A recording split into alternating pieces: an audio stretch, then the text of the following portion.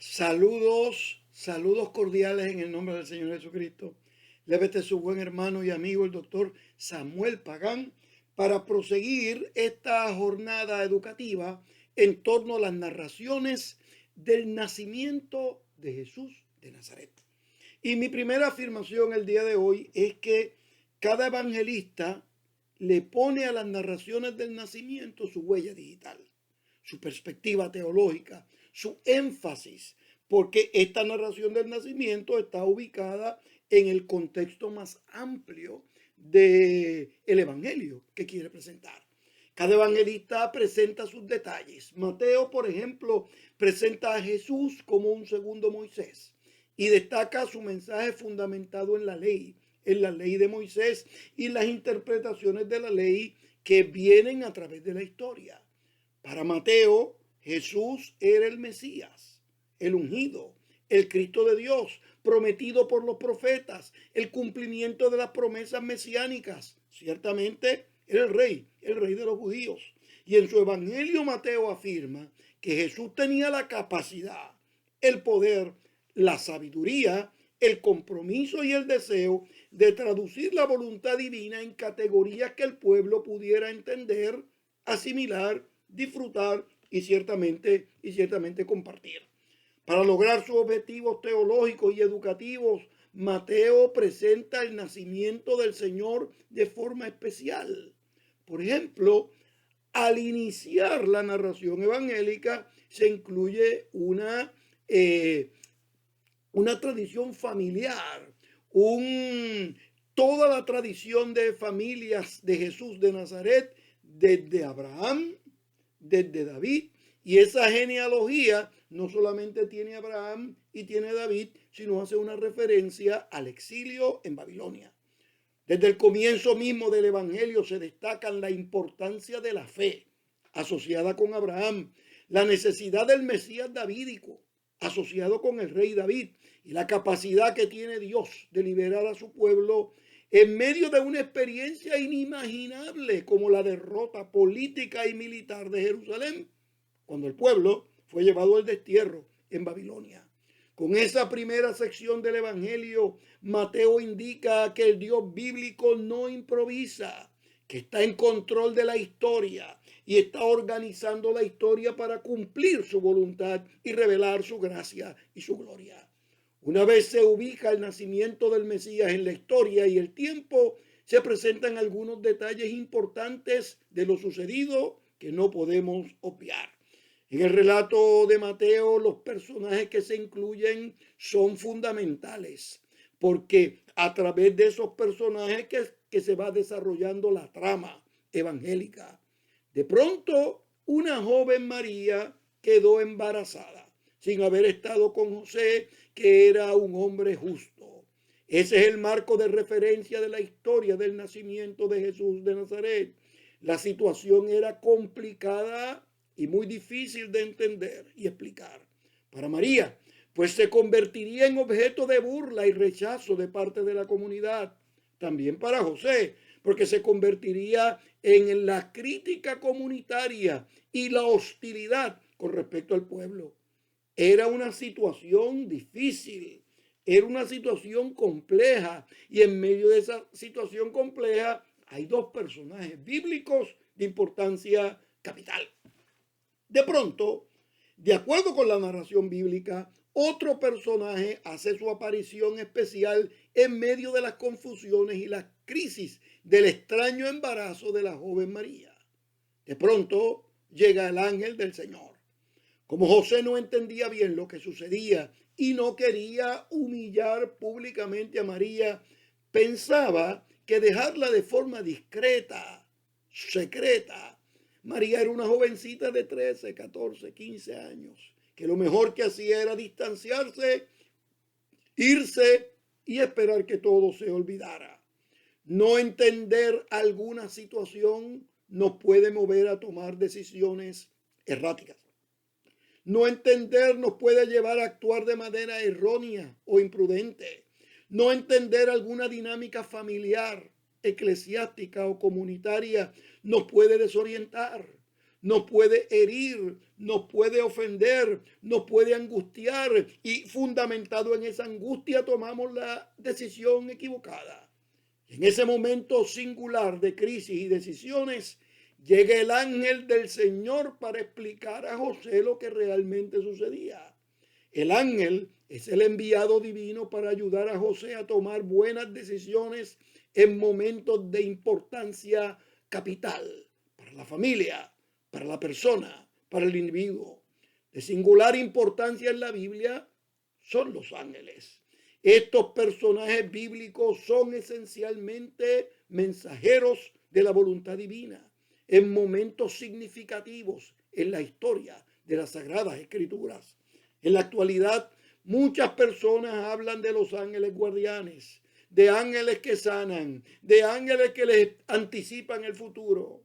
En la Biblia no es así. Los ángeles son solo emisarios de la voluntad divina.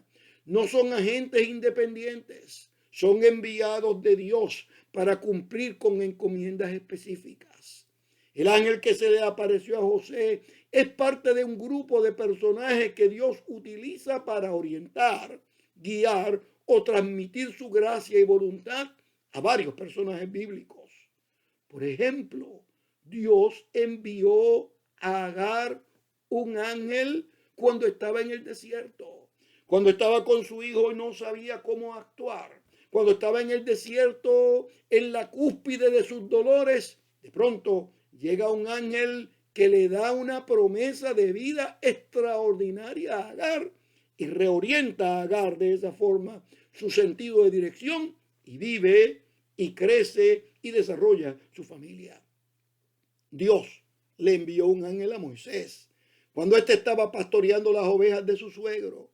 Y el ángel le comunica la voluntad divina y le dice: Moisés, Moisés, quita el calzado de tu pie porque el lugar donde estás ubicado, ese es un lugar santo. El ángel le habló a Moisés y le dio el mensaje divino con claridad.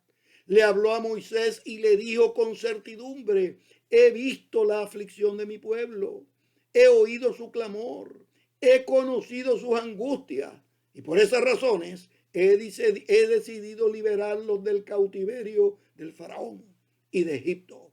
El ángel de Dios le comunica a Moisés las buenas nuevas de liberación, de esperanza y de futuro.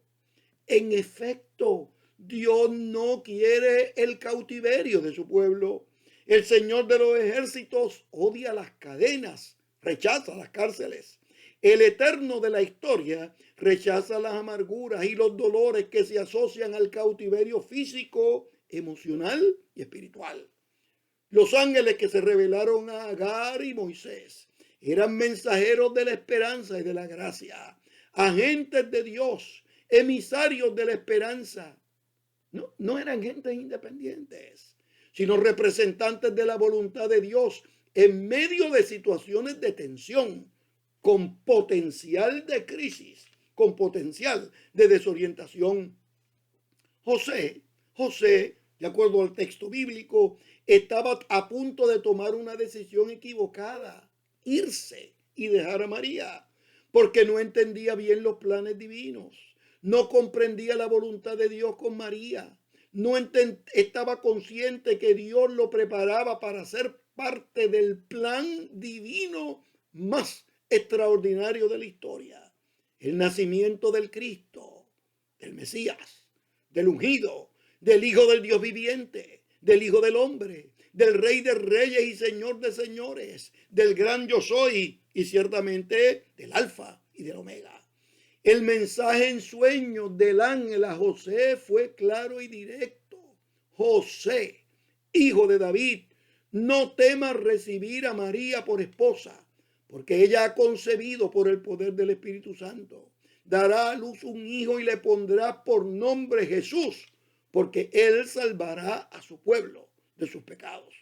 El ángel explica a José el plan divino, le dice lo que sucedería, le ordena ponerle nombre al niño que iba a nacer y explica las implicaciones del nombre, las implicaciones divinas de la nomenclatura del nombre del niño por nacer.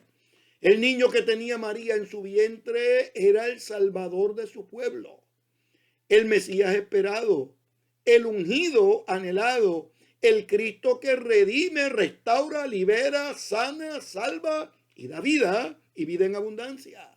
El mensaje del ángel fue orientador porque le brindó seguridad y apoyo. El mensaje fue de paz y tranquilidad porque le explicó que la voluntad divina sobrepasa los conocimientos humanos. María estaba embarazada por la intervención del Espíritu Santo para traer al mundo al personaje esperado por su pueblo, el personaje esperado por la historia. Ese niño de María era el cumplimiento de las profecías de Isaías.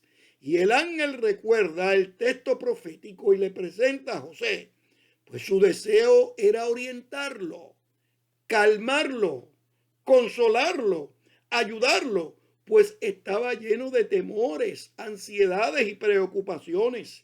El propósito del ángel no era adivinar el futuro, sino bendecir a José, orientarlo, ayudarlo en su proceso decisional. Y la primera palabra que le da Dios al ángel fue clara y directa: no temas.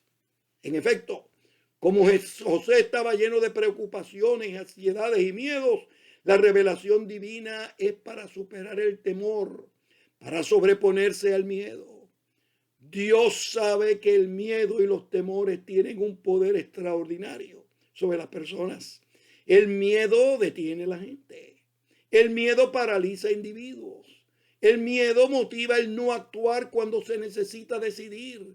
El miedo genera decisiones precipitadas, erráticas, sin sentido de dirección.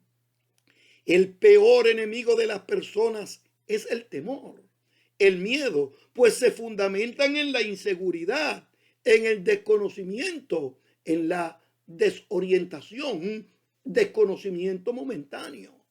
Y porque el miedo no es un buen consejero en la vida, Dios le habló a Josué antes de comenzar su peregrinación para llegar a la tierra prometida y le dijo: solo te pido que seas fuerte y muy valiente para obedecer toda la ley que mi siervo Moisés te ordenó.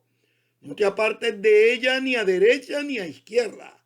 Solo así tendrás éxito donde quiera que vayas. Recita siempre el libro de la ley y medita en él de día y de noche. Cumple con cuidado todo lo que en él está escrito. Así prosperarás y tendrás éxito. Ya te lo he ordenado. Sé fuerte y valiente. No temas ni te desanimes, porque el Señor tu Dios te acompañará donde quiera que tú vayas. El mensaje a Josué fue desafiante. No temas, porque el Señor tu Dios te acompañará a donde tú vayas. No temas, porque Dios te ayudará en el momento preciso. No temas, porque Dios te ayudará en el momento adecuado. No temas, porque emprenderás acompañado a este peregrinar de desafíos, esperanzas, adversidades y triunfo. En ejemplo, Dios sabía que Josué enfrentaría conflictos serios y guerras, pero le dijo, antes de comenzar su proyecto de vida, no temas, es decir, no te amedrentes ante el futuro. No te detengas en tu peregrinar al porvenir. No aguantes el paso para conquistar el mañana. Josué no debía temer al comenzar su viaje a la tierra prometida, ni cuando estuviera a mitad de camino, ni cuando enfrentara los problemas serios y complejos de la conquista. Para triunfar en la vida hay que superar los temores. Esa misma afirmación de esperanza y seguridad la utiliza el profeta Isaías cuando responde a la crisis del exilio en Babilonia. El pueblo había perdido una guerra. Vio cómo los ejércitos enemigos saqueaban la ciudad, le robaron sus tesoros, exiliaron a sus líderes, pero sobre todo destruyeron el templo, que era el símbolo de la presencia y de la gracia de Dios en medio de su pueblo. Y ante esas adversidades y angustias, el profeta respondió con seguridad y afirmación: no temas, le decía al pueblo, porque yo te he redimido, te he llamado por tu nombre, tú eres mío. Cuando cruces las aguas, yo estaré contigo.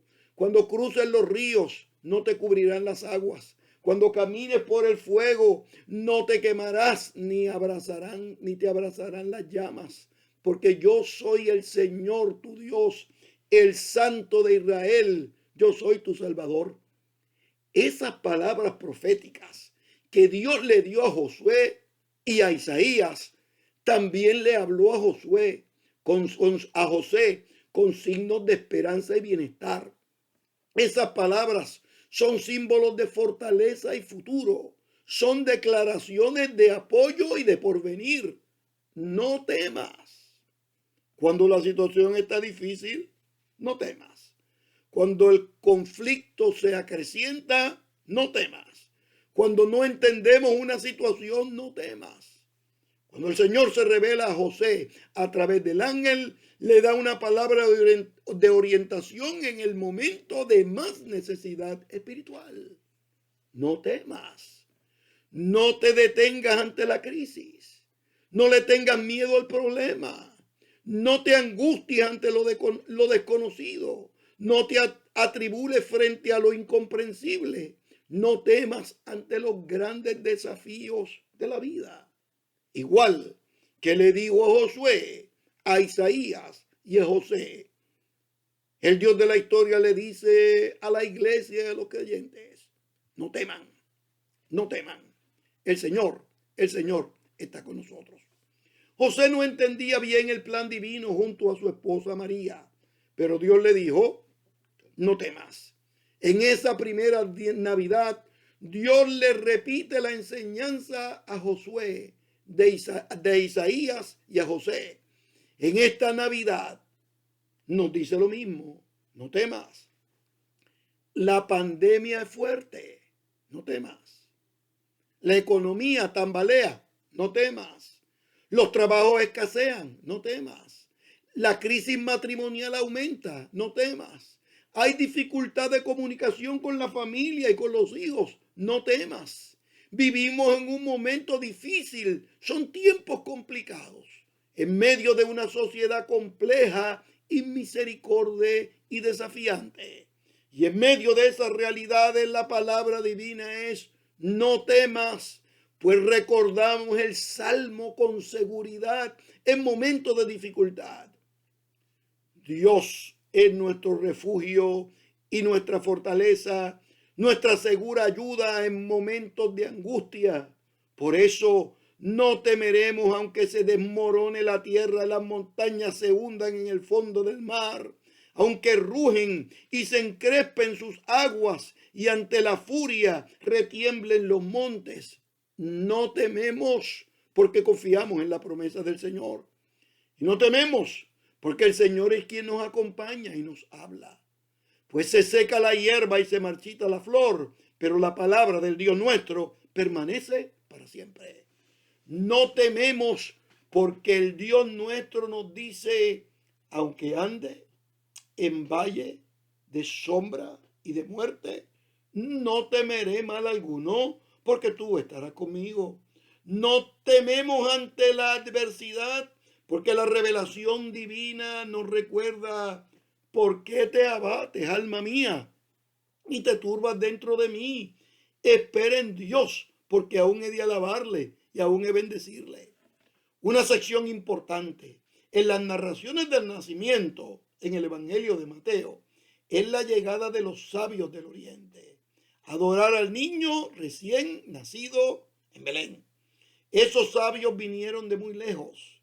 Llegaron desde la antigua Persia, la actual Irán. Llegaron con regalos para reconocer el señorío y la autoridad del recién nacido. Todos quedaron sorprendidos con ese gesto de humildad y aprecio divino. Los sabios llegaron con regalos caros y simbólicos. Adoraron a un niño indefenso y humilde. Oro, signo de realeza. Incienso, símbolo de sacerdocio. Mirra, que alude a la muerte. El niño era rey, sacerdote, y tendría una muerte de significado especial. Los sabios del Oriente representan a las comunidades no judías que reconocerán el señorío del niño que acababa de nacer.